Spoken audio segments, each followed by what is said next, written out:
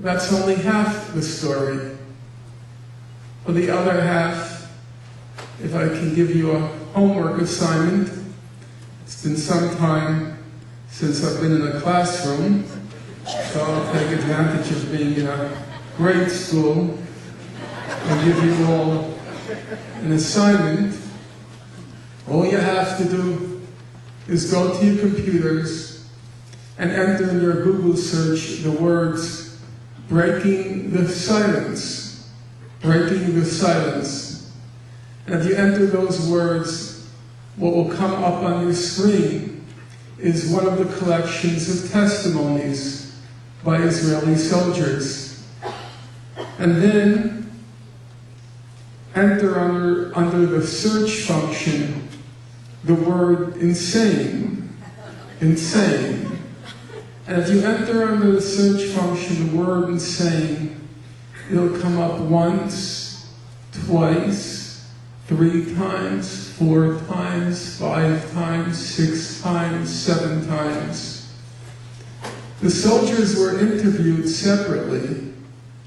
They weren't cueing each other, but the same word, it leapt to mind for one soldier after another. And the context was this: one soldier after another.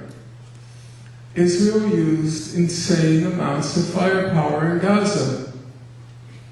Israel used insane amounts of firepower in Gaza. Israel used insane amounts of firepower in Gaza. There were no battles. There was no fighting. There was no tangling with the foe. But Israel used insane amounts of firepower in Gaza. One soldier said, "This was firepower such as I had never known. There were blasts all the time. The earth was constantly shaking." Another soldier said, "On the ground you hear these thunderous blasts all day long. I mean, not just tank shelling, which was the tune we'd long gotten used to, but blasts that actually rocked the outpost.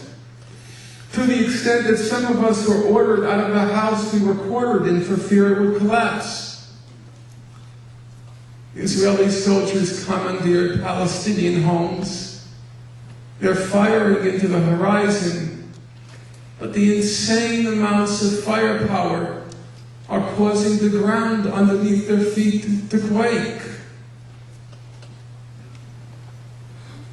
So what did happen in Gaza? Actually, the Israeli soldiers came up with the most telling metaphors. One soldier said, "It was like hunting season had begun. Sometimes it reminded me of a PlayStation computer game." Another soldier said, "You felt like a child playing around with a magnifying glass burning up ants." You felt like a child with a magnifying glass burning up ants. I was a kid once. I had my magnifying glass. I can still see now in my mind's eye, focusing the rays of the sun on the anthills, turning the ants into crispy critters. I'm not proud of it, but I don't suffer and didn't suffer then under the delusion that I was engaged in a war with the ants.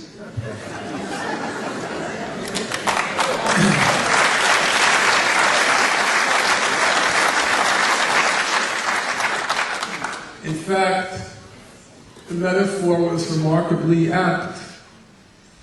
One of Israel's tools of the trade is its promiscuous use of white phosphorus. I first got involved publicly on the Israel-Palestine conflict in June 1982 when Israel invaded Lebanon. And I remember even back then Israel's use of white phosphorus. But I never paid much attention to the fine print and what it was. It had a sinister sounding name. But I didn't go much further. This time around, however, Human Rights Watch, it put out a report. It was called Rain of Fire, and it went on at some length on what white phosphorus really is.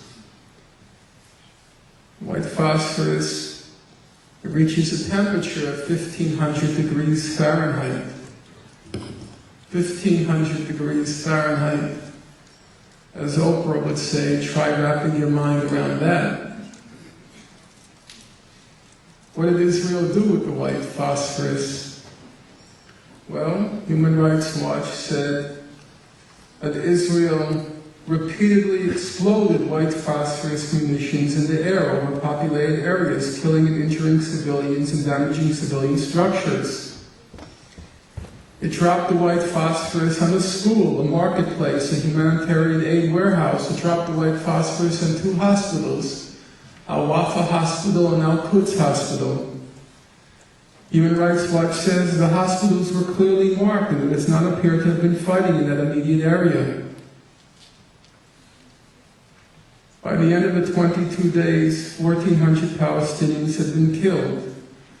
Between 1,000 and 1,200 were civilians, 5/7 to 4/5. On the Israeli side, 13 Israelis were killed, 3 civilians, 10 combatants. Of the 10 combatants, half were killed by other Israelis by accident, friendly fire. So for every 100 Palestinians killed, 1 Israeli was killed. For every 400 Palestinian civilians killed, 1 Israeli civilian was killed. That's evidently not a war. It's a bloodbath. It's a slaughter. It's a massacre, but it's most emphatically not a war. Every time you or anyone you know refers to those 22 days as a war, he or she or you has become unwittingly or wittingly, unintentionally or intentionally, an instrument of Israeli propaganda. There wasn't a war in Gaza, there was a massacre. After those 22 days, Israel tried very desperately to rebut, to refute the most egregious crimes, or the allegations of the most egregious crimes it committed.